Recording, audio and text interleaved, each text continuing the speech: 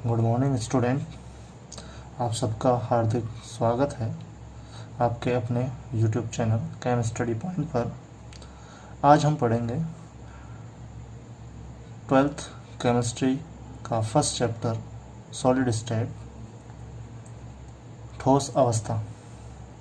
According to blueprint इसकी जो marking है आरबीएसई ने 3 मार्क्स की है। इस पर 2 तरह के क्वेश्चन आते हैं, एक तो 1 नंबर का और एक 2 नंबर का।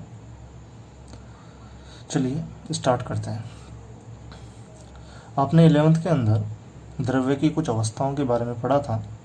द्रव्य की कुल 5 अवस्थाएं होती है।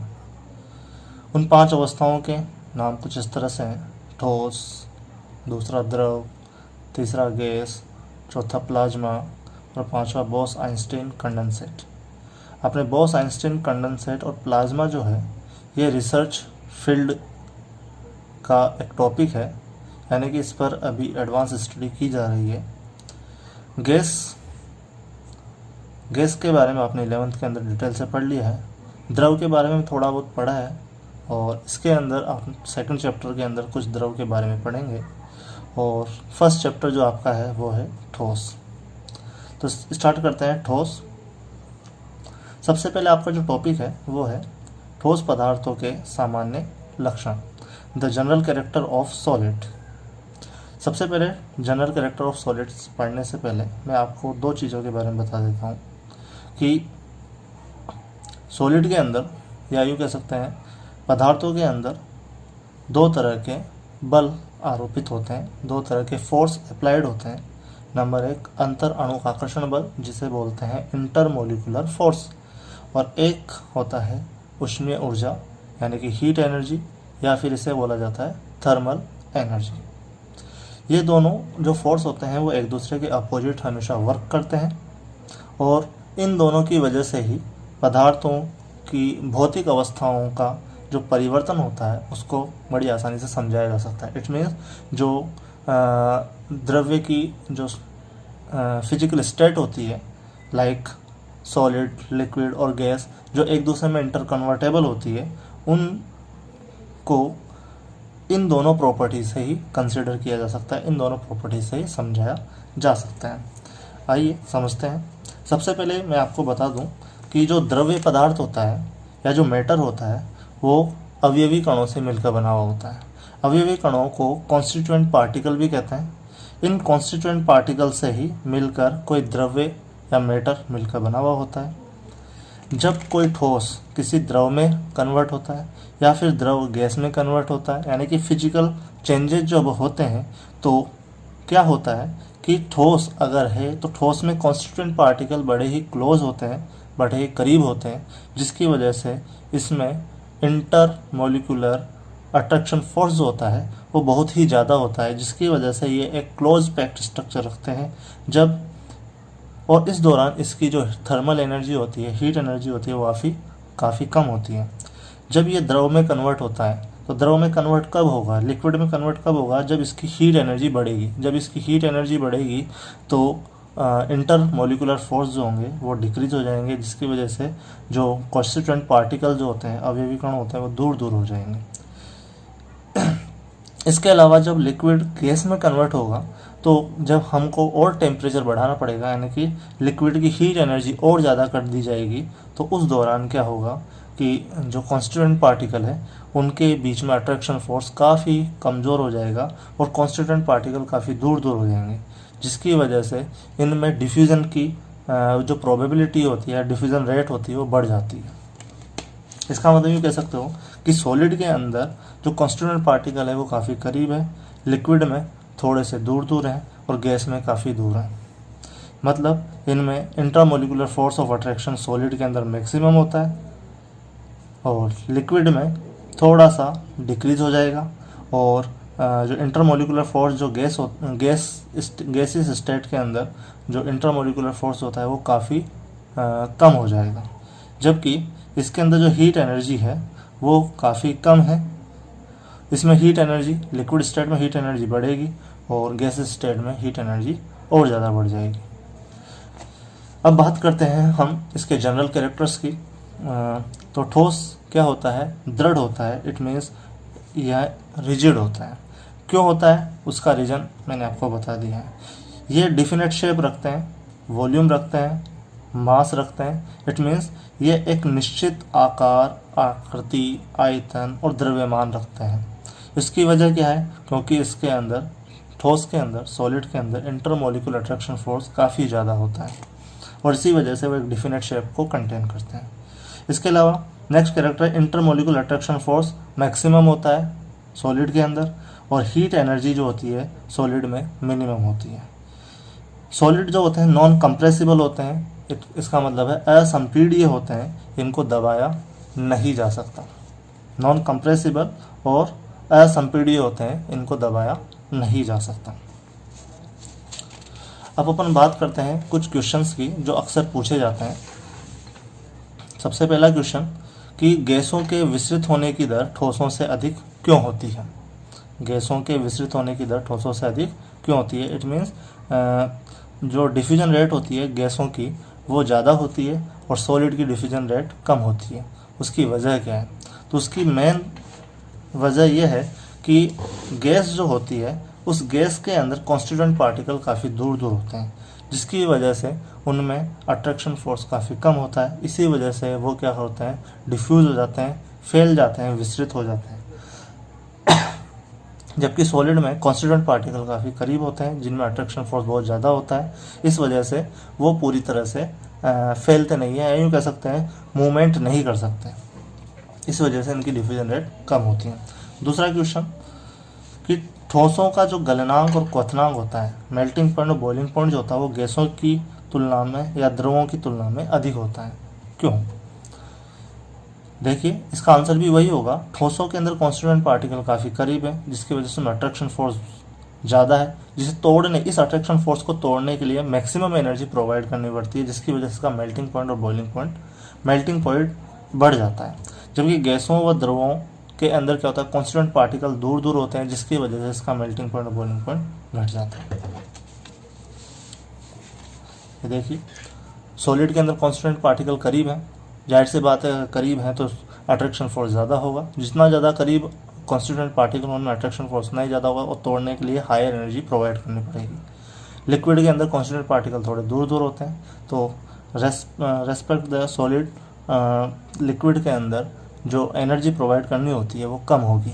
इसके अलावा गैस के अंदर एनर्जी और कम प्रोवाइड करनी होती है जिसकी वजह से इसका मेल्टिंग पॉइंट कंटिन्यूसली डिक्रीज होता जाता है। तो अगर मेल्टिंग पॉइंट का ऑर्डर बनाएं तो सॉलिड के अंदर सबसे ज़्यादा होगा, लिक्विड में उससे कम और गैस में सबसे कम होगा। थर्ड क्वेश्चन कि सॉलिड जो होते हैं वो एक डिफिनेट ज्योमेट्री, निश्चित ज्यामिति, डिफिनेट शेप, डिफिनेट वॉल्यूम और डिफिनेट मास कंटेन करते हैं। यानी कि ठोस एक निश्चित ज्यामिति, आकार, आयतन और द्रव्यमान रखते हैं। ऐसा क्यों होता है? तो इसका आंसर भी वही है जो पीछे हमने डिस्कस कर लिया है। अब आगे हम नेक्स्ट टॉपिक के अंदर पढ़ते हैं। अपना जो नेक्स्ट टॉपिक है वो है बंधन बलों के आधार पर ठोसों का वर्गीकरण, classification of solid on the basis of different bonding force. और बंधन बलों के आधार पर जो सॉलिड होते हैं वो, ठोस जो होते हैं वो 4 प्रकार के होते हैं, यानी कि 4 टाइप्स के होते हैं, जिनमें से पहला जो है वो होता है इसके अंदर आणविक ठोस। पहला होता है आणविक ठोस जिसे अपन बोलते हैं मॉलिक्यूलर सॉलिड, मॉलिक्यूलर सॉलिड। दूसरा होता है इसके अंदर आयोनिक ठोस, आयोनिक ठोस मतलब आयोनिक सॉलिड। इसके अलावा इसके अंदर तीसरा जो होता है वो होता है इसके अंदर मेटालिक सॉलिड, इट मीन्स धात्विक ठोस। और जो चौथा होता है वो होता है इसके अंदर सहसंयोजक या जिसे अपन कहते हैं नेटवर्क ठोस, नेटवर्क ठोस यानी कि कोवेलेंट सॉलिड। अब अपन इनको डिटेल में स्टडी करते हैं।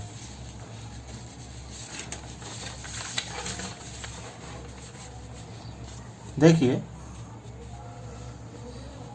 मैंने कुछ इसके अंदर एक टेबल बनाई है। इस टेबल के अकॉर्डिंग हम इसको कंसिडर करते हैं, समझने की कोशिश करते हैं। सबसे पहले जो टेबल के अंदर जो फर्स्ट कॉलम है वो है टाइप ऑफ सॉलिड। दूसरा जो कॉलम है उसके अंदर है कॉन्स्टिट्यूएंट पार्टिकल्स का टाइप और उन कॉन्स्टिट्यूएंट पार्टिकल्स के बीच में किस टाइप का बॉन्ड है, और उस सॉलिड के एग्जांपल्स। आगे फिजिकल प्रॉपर्टीज़ क्या होगी, मेल्टिंग पॉइंट क्या होगा, उसकी कंडक्टिविटी क्या होगी, मतलब चालकता क्या होगी, और सॉल्युबिलिटी किस तरह से वो शो करेगा। तो सबसे पहले अपन बात करें आणविक ठोस यानी कि मॉलिक्यूलर सॉलिड्स की बात करते हैं। तो मॉलिक्यूलर सॉलिड्स के अंदर जो कॉन्स्टिट्यूएंट पार्टिकल होते हैं वो हमेशा मॉलिक्यूल्स होते हैं, और इसके अंदर मॉलिक्यूलर सॉलिड्स के अंदर जब कॉन्स्टिट्यूएंट पार्टिकल मॉलिक्यूल्स हैं तो मॉलिक्यूल के बीच में जो फोर्स लगता है वो फोर्स या तो वान डेर वाल फोर्स होता है या फिर हाइड्रोजन बॉन्ड होता है। अब ये जो मॉलिक्यूलर सॉलिड्स हैं, ये मॉलिक्यूलर सॉलिड्स फर्दर आगे 3 पार्ट में डिवाइड किए जाते हैं, यानी कि यूँ कह सकते हो कि मॉलिक्यूलर सॉलिड 3 तरह के होते हैं। नंबर 1 होता है नॉन पोलर मॉलिक्यूलर सॉलिड्स, अध्रुवीय आणविक ठोस। एक होता है ध्रुवीय आणविक ठोस यानी कि पोलर मॉलिक्यूलर सॉलिड्स, और एक होता है हाइड्रोजन बॉन्डेड मॉलिक्यूलर सॉलिड यानी कि हाइड्रोजन बंधित आणविक ठोस। तो सबसे पहले पढ़ते हैं नॉन पोलर मॉलिक्यूलर सॉलिड, अध्रुवीय आणविक ठोस। तो इसमें जाहिर सी बात है, नाम से पता चल रहा होगा कि इसमें कॉन्स्टिट्यूएंट पार्टिकल क्या होंगे। इसमें कॉन्स्टिट्यूएंट पार्टिकल होंगे नॉन पोलर मॉलिक्यूल्स, यानी कि सभी नॉन पोलर मॉलिक्यूल्स इसमें कॉन्स्टिट्यूएंट पार्टिकल्स हैं। और इन कॉन्स्टिट्यूएंट पार्टिकल, इन अवयवी कणों के बीच में जो फोर्स पाया जाता है वो लंदन फोर्स है। ये दोनों पॉइंट सबसे ज़्यादा इंपॉर्टेंट होते हैं इसको डिफाइन करने के लिए कि सॉलिड का जो टाइप है उसको डिफाइन करने के लिए कॉन्स्टिट्यूएंट पार्टिकल्स का टाइप और उसके बीच में लगने वाला जो फोर्स होता है वो सबसे ज़्यादा बोल सकते हो सबसे ज़्यादा इफ़ेक्टिव होता है, और वही उसका रेस्पॉन्सिबल होता है। इसके एग्जांपल होते हैं जैसे O2, N2, Cl2, CH4, CCl4, argon, krypton, xenon. आपको लग रहा होगा कि कौन सी गैसें हैं, एक इनर्ट गैसें हैं, निष्क्रिय गैसें हैं, यानी कि सभी निष्क्रिय गैसें इसी तरह का ठोस बनाती हैं। अब अगर उनकी फिजिकल प्रॉपर्टी देखें तो जाहिर सी बात है लंदन फोर्स जो होता है वो नेचर में सबसे वीक होता है। इसी वजह से कॉन्स्टिट्यूएंट पार्टिकल्स के बीच में जो फोर्स लगेगा वो काफ़ी कम होगा, और इस वजह से ये सॉफ्ट नेचर के होंगे, मुलायम होंगे। इसके अलावा अति वाष्पशील होंगे, यानी कि बहुत ही ज़्यादा वॉलेटाइल नेचर के होंगे।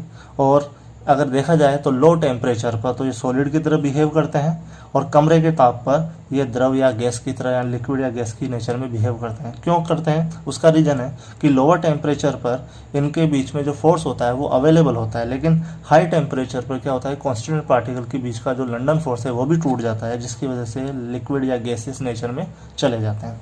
इसके अलावा इसका जो मेल्टिंग पॉइंट होता है, क्योंकि इसके अंदर फोर्स ही काफ़ी वीक है, इस वजह से इसका मेल्टिंग पॉइंट लो होता है।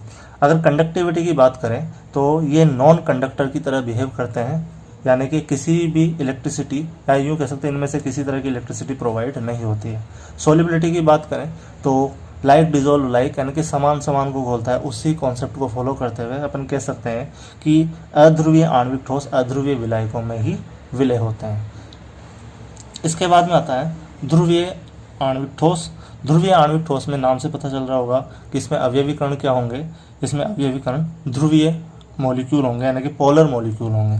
ध्रुवीय अणु का मतलब हो गया पोलर मॉलिक्यूल्स, और इसके बीच में जो इन कॉन्स्टिट्यूएंट पार्टिकल्स के बीच में जो फोर्स लगेगा वो होगा डायपोल वान डेर वाल फोर्स, जो कि वान डेर वाल फोर्स का एक टाइप है। इसके एग्जाम्पल हो सकते हैं HCl, SO2, CSCl3 एट्सेट्रा।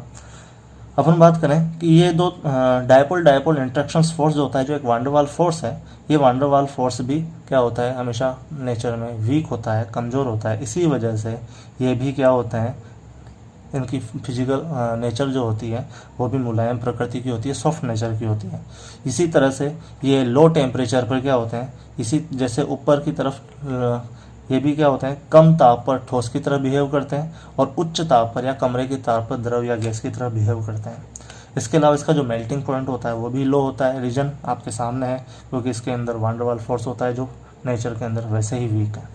इसके बाद में बात करें अपन कंडक्टिविटी की, तो सामान्यतः जनरल टेम्परेचर पर तो ये नॉन कंडक्टर होते हैं, बट अगर इनको वाटर के अंदर डाल दिया जाए या जल में डाल दिया जाए तो ये कंडक्टिविटी शो करने लग जाते हैं। क्यों? क्योंकि उसके साथ ही ये एक तरह का बॉन्ड क्रिएट कर लेते हैं।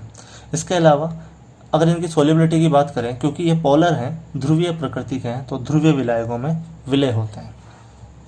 इसके बाद में आता है हाइड्रोजन बॉन्डेड मॉलिक्यूल्स। तो इसमें हाइड्रोजन बॉन्डेड जो मॉलिक्यूल होते हैं वही अवयवी कण होते हैं, और इनके बीच में जो पाया जाने वाला बॉन्ड होता है या बंध होता है वो हाइड्रोजन बॉन्ड होता है। एग्जाम्पल HF है, H2O2 है, NH3 है, H2O है, एसिटिक एसिड है, एटसेट्रा।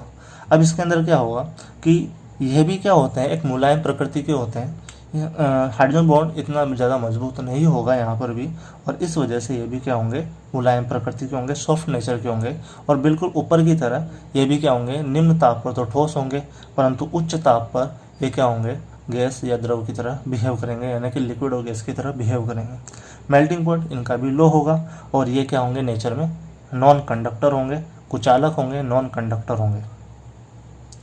इसके बाद बात करें, ये जो जितने भी मैंने टाइप बताए, non polar molecular solids, polar molecular solids और हाइड्रोजन बॉन्डेड मोलिकुलर सॉलिड, ये सभी के सभी जो टाइप हैं वो है मोलिकुलर सॉलिड्स के टाइप हैं।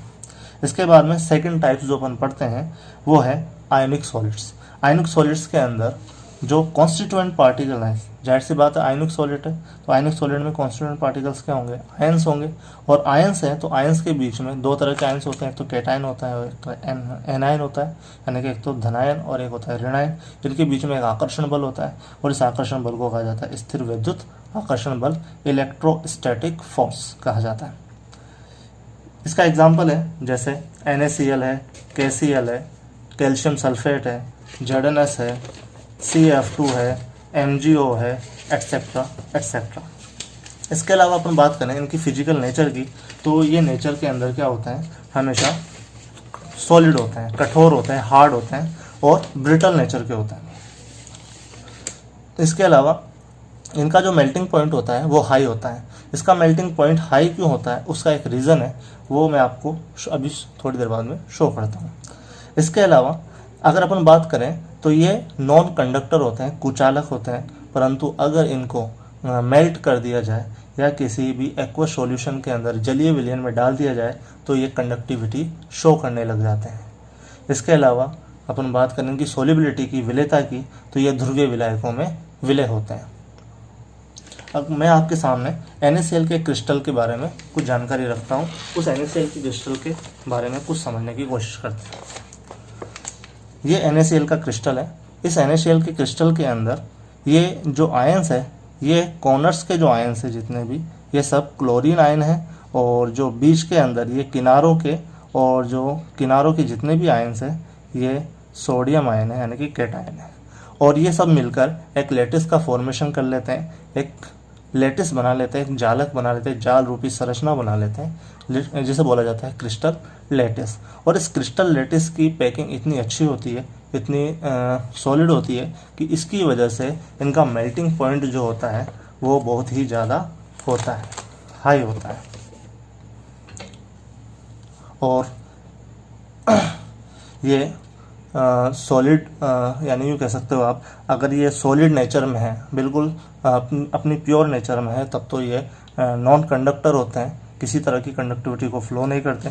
लेकिन अगर ये किसी तरह की मेल्टिंग स्टेट में हो या फिर एक्वस सॉल्यूशन में अवेलेबल हो तो कंडक्टिविटी को शो करते हैं। और यहाँ पर एक बहुत ही अच्छा और बेस्ट क्वेश्चन अक्सर कई बार पूछा जाता है कि NaCl जो होता है वो अपनी सॉलिड स्टेट के अंदर कंडक्टिविटी शो क्यों नहीं करता, लेकिन NaCl अपनी मेल्ट पोजीशन के अंदर या एक्वस सॉल्यूशन के अंदर कंडक्टिविटी शो करता है। तो उसका रीज़न क्या है? उसका रीज़न यही है कि जब NaCl को हम मेल्ट करते हैं या NaCl को एक्वस सॉल्यूशन में डिज़ोल्व करते हैं तो NaCl टूटकर आयन बना लेता है, Na+ और Cl- आयन बना लेता है, जिसकी वजह से ये आयन क्या करते हैं, अपोजिट इलेक्ट्रोड की तरफ मूवमेंट करते हैं, और आयनों के फ्लो होने की वजह से कंडक्टिविटी भी फ्लो हो जाती है। ये दूसरा टाइप हमने पढ़ा। अब तीसरा टाइप हम पढ़ते हैं जिसे बोलते हैं मेटेलिक सॉलिड, यानी कि धात्विक ठोस। अब जाहिर सी बात है मेटेलिक सॉलिड के अंदर कॉन्स्टिट्यूएंट पार्टिकल क्या होंगे, इसमें कॉन्स्टिट्यूएंट पार्टिकल होंगे, मेटेलिक आयंस होंगे। अब मेटेलिक आयंस है तो इनके बीच में जो बॉन्ड होगा उसे कहेंगे मेटेलिक बॉन्ड। अब ये मेटेलिक बॉन्ड बनता कैसे है, आपने 11th के अंदर पढ़ा था कि मेटल क्या होते हैं, मेटल वो होते हैं जो ईजिली अपना इलेक्ट्रॉन डोनेट कर देते हैं, और जब इलेक्ट्रॉन डोनेट करेंगे तो केटाइन बना लेंगे। फॉर एग्जांपल यहाँ पर जितने भी ब्लू सर्किल्स हैं ये सारे के सारे मेटेलिक केटाइन हैं, और जब इसने इलेक्ट्रॉन को डोनेट किया तो इस अपने चारों ओर इलेक्ट्रॉनों को जगह दे दी, यानी कि ये जो रेड सर्किल्स है वो इलेक्ट्रॉन की तरह बिहेव कर रहे हैं। इस वजह से इसके अंदर इनके बीच में अट्रैक्शन फोर्स क्रिएट हो जाता है, और ये एक इस प्रकार का इस टाइप का एक सॉलिड बन जाता है जिसे कहा जाता है मेटेलिक सॉलिड। इसके एग्जाम्पल जितने भी टी ब्लॉक के एलिमेंट्स होते हैं या संक्रमण तत्व होते हैं जिसे अपन ट्रांजिशन मेटल कहते हैं, जैसे कॉपर, एफी, निकिल, जिंक एटसेट्रा, ये सारे के सारे क्या होते हैं, मेटेलिक सॉलिड्स के एग्जाम्पल होते हैं। ये अगर इनकी फिजिकल नेचर की बात करें तो ये हार्ड नेचर के होते हैं, इसके अलावा तन्य होते हैं, आघात वर्धनीय होते हैं और धात्विक चमक रखते हैं। इसका मतलब ये हार्ड नेचर के हैं। इसके अलावा डक्टिलिटी शो करते हैं, मेलिएबिलिटी शो करते हैं और मेटेलिक लेस्चर को शो करते हैं। मेटेलिक लेस्चर शो करने का रीज़न क्या है? मेटेलिक लेस्चर को शो करने का रीज़न ये है क्योंकि इनके जो क्रिस्टल है उन क्रिस्टल के अंदर इलेक्ट्रॉन अवेलेबल होते हैं, और ये इलेक्ट्रॉन ही क्या करते हैं, मेटेलिक लेस्चर शो करते हैं। इनका मेल्टिंग पॉइंट क्या होता है? क्योंकि इनके बीच में स्ट्रॉन्ग बॉन्ड पाया जाता है जिसको तोड़ने के लिए हाई एनर्जी प्रोवाइड करनी पड़ती है, इस वजह से मेल्टिंग पॉइंट इनका हाई होता है। ये क्या होता है, इनकी अगर कंडक्टिविटी की बात करें, सॉलिड एंड मेल्ट स्टेट के अंदर ही हमेशा कंडक्टिविटी को फुल फ्लो करते हैं। और आप सब जानते हो कि जितने भी मेटल होते हैं वो कंडक्टर होते हैं, अच्छे कंडक्टर होते हैं। क्यों कंडक्टर होते हैं? इसलिए अच्छे कंडक्टर होते हैं क्योंकि मेटल से वही होते हैं जो इजीली अपना इलेक्ट्रॉन डोनेट कर देते हैं, और जब इजीली अपना इलेक्ट्रॉन डोनेट कर देंगे तो इनके क्रिस्टल लेटिस के अंदर बहुत सारे इलेक्ट्रॉन अवेलेबल होंगे जिसकी वजह से इलेक्ट्रॉन आसानी से फ्लो कर सकते हैं, और जब इलेक्ट्रॉन फ्लो करते हैं तो हमेशा करंट क्रिएट हो जाती है, धारा उत्पन्न हो जाती है, इसी वजह से कंडक्टिविटी को शो करते हैं। इसके बाद में हम लास्ट जो सॉलिड्स या ठोस का प्रकार पढ़ते हैं वो है सहसंयोजक ठोस, जैसे कोवलेंट सॉलिड या नेटवर्क सॉलिड कहते हैं। अब इसके अंदर कॉन्स्टिट्यूएंट पार्टिकल्स जो होते हैं, इसमें कॉन्स्टिट्यूएंट पार्टिकल वो एटम्स होते हैं, और इन सभी एटम्स के बीच में जो फोर्स ऑफ अट्रैक्शन पाया जाता है वो होता है कोवलेंट बॉन्ड। वापस ध्यान से समझ लीजिए कि नेटवर्क सॉलिड्स के अंदर कॉन्स्टिट्यूएंट पार्टिकल्स एटम्स होते हैं और उनके बीच में अट्रैक्शन फोर्स होता है, एक टाइप का कोवलेंट बॉन्ड होता है। इसके एग्जाम्पल है जैसे कार्बन, और कार्बन के आपने कई एलोट्रोप्स यानी अपरूप पढ़े हैं, जैसे हीरा, ग्रेफाइट, फुलरीन, ये सभी क्या होते हैं, एक नेटवर्क सॉलिड्स के एग्जाम्पल हैं। हीरा जो होता है कार्बन की सबसे प्योरेस्ट फॉर्म होती है। इसके अलावा ग्रेफाइट होती है। इसके अलावा एलन एल्यूमिनियम नाइट्राइड होता है। सिलिकॉन कार्बोरेंडम SiC होता है, और SiO2 सिलिका होती है, और क्वार्ट्स, ये सभी के सभी किसके एग्जाम्पल हैं, नेटवर्क सॉलिड के एग्जाम्पल हैं। इनकी जो फिजिकल नेचर होती है वो सबसे हार्ड नेचर की होती है। इसे अपन बोल सकते हैं फुल्ली हार्ड, यानी कि पूरी तरह से कठोर होते हैं। इतने अति कठोर क्यों होते हैं? इनका अति कठोर भी कह सकते हैं। इनको अति कठोर इसलिए कह सकते हैं क्योंकि ये कोवलेंट बॉन्ड जब बनाते हैं तो एक जाल रूपी संरचना बनाते हैं, एक नेटवर्क स्ट्रक्चर बना लेते हैं, और ये नेटवर्क स्ट्रक्चर अपने इनको एक कठोरता प्रदान करती है, इनको सॉलिड प्रॉपर्टी प्रोवाइड करवाती है। इसके अंदर एक अपवाद भी जो कई बार पूछा जाता है, ग्रेफाइट नरम क्यों होता है? इसमें अपवाद जो है वो ग्रेफाइट जो कार्बन का एक एलोट्रोप्स है, अपर रूप है, ये ग्रेफाइट हमेशा सॉफ्ट होता है। इसके अलावा ये इनका जो मेल्टिंग पॉइंट होता है वो काफ़ी हाई होता है, रीज़न मैंने आपको बताया है। इसके अलावा वेरी हाई होने का रीज़न ये है कि ये एक नेटवर्क सॉलिड के रूप में अवेलेबल होते हैं, और नेटवर्क सॉलिड जब बनती है तो एक जाल रूपी स्ट्रक्चर बन जाती है जिसको तोड़ने के लिए ज़्यादा से ज़्यादा एनर्जी प्रोवाइड करनी पड़ती है, और इसी वजह से ये सबसे ज़्यादा मेल्टिंग पॉइंट शो करते हैं। ये नॉन कंडक्टर बिहेव करते हैं क्योंकि इसके अंदर फ्री ऑफ इलेक्ट्रॉन्स अवेलेबल नहीं होते हैं, यानी कि मूव करने के लिए फ्री इलेक्ट्रॉन अवेलेबल नहीं है, मुक्त इलेक्ट्रॉन उपस्थित नहीं होते हैं, और मुक्त इलेक्ट्रॉनों की अनुपस्थिति के कारण ये नॉन कंडक्टर की तरह बिहेव करते हैं। लेकिन इसके अंदर अपवाद है ग्रेफाइट, यानी कि एक्सेप्शन जो है वो ग्रेफाइट है। ग्रेफाइट में क्या होता है, हमेशा कंडक्टिविटी शो होती है।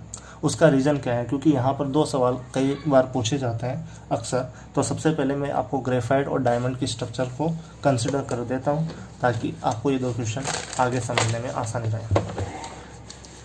सबसे पहले ग्रेफाइट की स्ट्रक्चर।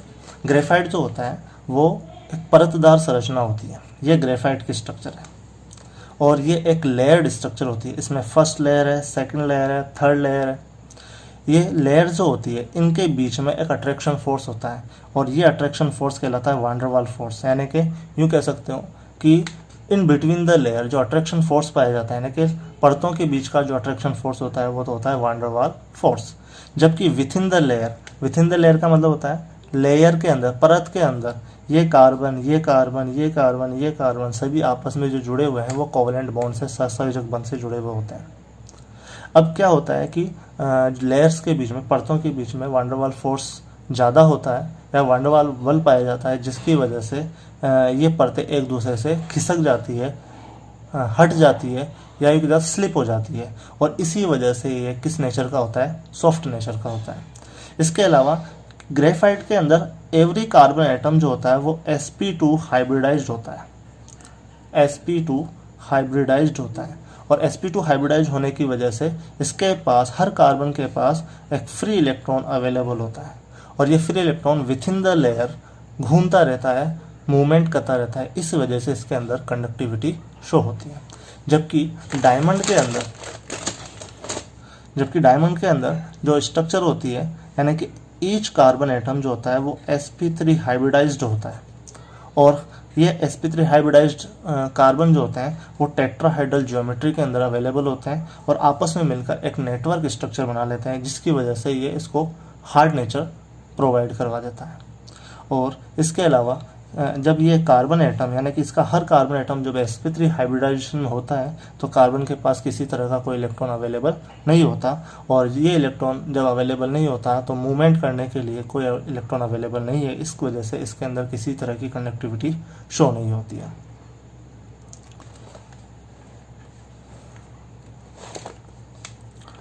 ठीक है स्टूडेंट, ये सेशन अभी कंप्लीट